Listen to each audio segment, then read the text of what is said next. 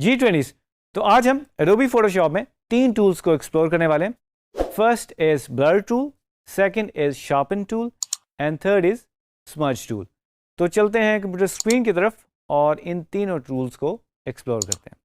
G20s, तो मेरे computer screen के ऊपर एक इमेज जो है वो ओपन है ऑलरेडी, और हम जो है बेसिकली आज तीनों टूल्स एक्सप्लोर करने वाले हैं, यानी कि blur, sharpen and smudge tool.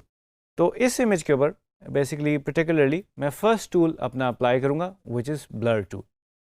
So in some cases if you want to blur the part और any region of the image, तो हम ये टूल यूज़ करते हैं।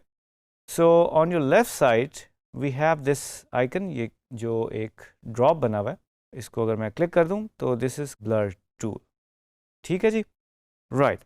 सो इस इमेज में अगर आप ऑब्ज़र्व करें तो जो राइट एंड लेफ़्ट पे आप कुछ पार्ट्स हैं वो ब्लर्ड है, यानी कि जो कैमरा है उसने बेसिकली आइज़ को और फेशियल कुछ जो फीचर्स हैं उसको फोकस किया हुआ है, और जो थोड़े से डेप्थ में है या फॉरवर्ड है आई के लेवल से, वो थोड़े से ब्लर हैं या शार्प है।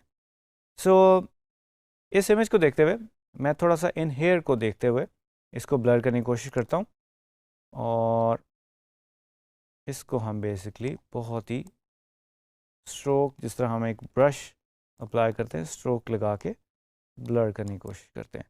सो जो साइड्स हैं वो बेसिकली ब्लर हैं, तो I want this to be more blurred. Right now you can see it's blurred, and again मैं इसकी कॉपी बना लेता हूँ। Always try to make a copy, अगर कोई गलती हो जाए तो उसको हम कवर कर सकें। सो अगेन मैं थोड़ा सा क्लोज करके आपको दिखा देता हूँ blur tool, and again top पे थोड़ा सा देख लेते हैं कि जो ब्रश है उसको हम मॉडिफाई कर सकते हैं। अभी जिस तरह का मैं सॉफ्ट ब्रश यूज़ कर रहा हूँ, अगर मैं जनरल ब्रशेस में आऊँ तो हमारे पास हार्ड ब्रश भी है। तो मैं थोड़ा सा लिस्ट को एक्सपैंड करता हूँ। तो this is round brush, soft brush, soft round brush, and second is hard round. तो अगर मैं हार्ड राउंड यूज़ करूँगा तो आप देख सकते हैं इसकी थोड़ी सी प्रॉपर्टी डिफरेंट है with the spot soft one. तो I am using soft one, आप देख रहे हैं थोड़ा सा सॉफ्ट है, which works in this case. ठीक है, हो सकता है आपको कुछ जगहों पे हार्ड चाहिए तो you can use that, right. तो अगर मैं आपको बिफोर एंड आफ्टर दिखाऊं, थोड़ा सा आई के आइकन को प्रेस करने से आप देख रहे हैं बिफोर एंड आफ्टर हमें नज़र आ रहा है। So this is kind of blur tool. आप इसको यूज़ कर सकते हैं बैकग्राउंड के लिए, फ्रंट पे आपने कुछ ब्लर करना है या किसी रीजन को या किसी पार्ट को ब्लर करना है तो you can use this. So blur के बाद जो सेकंड ऑप्शन हमारे पास है टूल्स में, दैट इज़ शार्पन टूल। सो यानी कि हम किसी भी एरिया रीजन को इमेज के अंदर शार्प कर सकते हैं इस टूल की मदद से, एंड स्ट्रेंथ जो है वो नॉर्मली 50% होती है बाय डिफ़ॉल्ट। अगर हम इसको 100% कर दें, और मेरे पास ये खूबसूरत सा एक इमेज है जिसमें ये किंग फिशर मेरे पास है, और लेट्स से जो ऑलरेडी एक आपको एक शार्प सा पार्ट नज़र आ रहा है, इसको मैं शार्प करने की कोशिश करता हूँ, एंड अगेन लेफ़्ट ब्रैकेट से मैं साइज़ ब्रश का डिक्रीज़ कर सकता हूँ और राइट वाले ब्रैकेट से मैं इंक्रीज़ कर सकता हूँ। तो if I apply on this, you can see this image is going to be sharper, और मैं अगर क्लिक करता जाऊँ तो यू कैन सी बहुत ही ज़्यादा इसके अंदर ड्रास्टिक सी चेंजेस आ रही हैं जो कि विच इज़ अनवांटेड, और उसके बहुत सी समझ रहे हैं कि हाइलाइट्स और जो कंट्रास्ट है ना, और जो नॉइज़ है वो बहुत ज़्यादा उसके अंदर अब आ रहा है। अगर मैं इसको बहुत ज़्यादा यूज़ करूँ तो इसको हमने बड़े ध्यान से यूज़ करना होता है जहाँ पे हमें ज़रूरत है। सो मैं कंट्रोल Z करूँगा, और एक और ट्रिप मैं आपको देता चलूँ। बेसिकली जो बहुत ज़्यादा हाई रेस इमेजेस होते हैं उसके ऊपर जब हम ये टूल्स अप्लाई करते हैं तो बहुत ज़्यादा टाइम लग जाता है। So for now I will try to resize this image, ताकि हम इसका इफेक्ट जो है वो बेहतर तरीके से देख सकें और जल्दी देख सकें।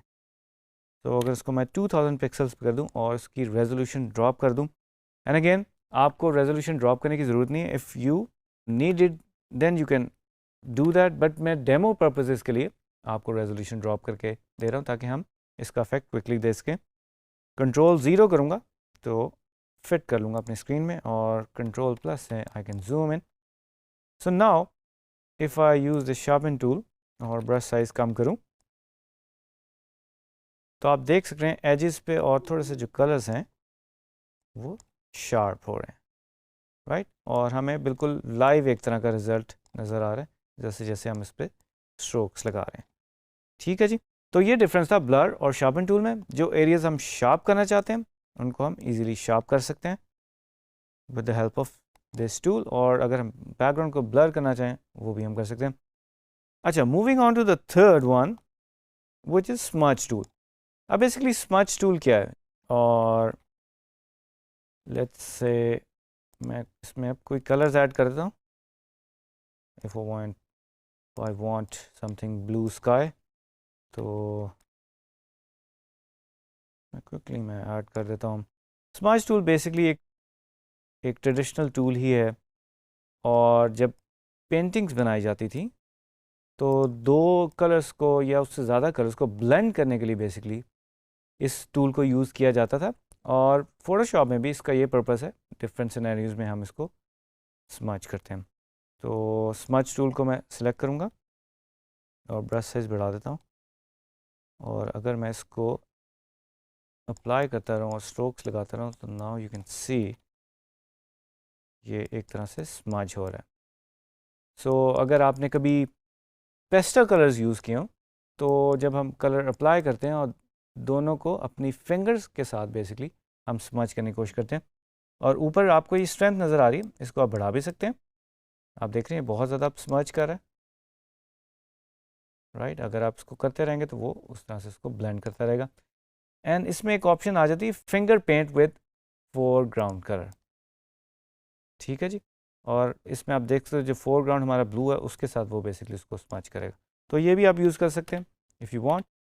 And in this case let's say मैं इस बैकग्राउंड को मज़ीद जो है वो स्मजी दिखाना चाहता हूँ कोई इफ़ेक्ट लेने के लिए, तो आई कैन डू दैट. इस आइकन को मैं डिसेबल कर दूंगा क्योंकि वो फोरग्राउंड को कर है. और अब मैं यूज़ करूँ तो यू कैन सी जो हमारे पास कुछ टोन्स हैं येलोज और वाइट्स एंड ब्राउन्स, वो बेसिकली स्मज हो रही है. And we can use this tool also for the skin retouches if you want, और बैकग्राउंड्स के लिए इसकी अगर हम स्ट्रेंथ कम कर दें तो ये स्मूथली इसको कर सकते हैं, right ji.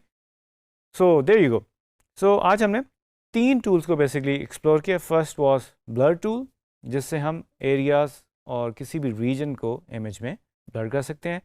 Second is sharpen tool, अगर आपको कोई चीज़ शार्प करनी हो, बट रिमेंबर बहुत ज़्यादा शार्प करेंगे तो उसकी डेफिनेशन ख़राब हो सकती है, इसको बड़े एहतियात से यूज़ कीजिएगा.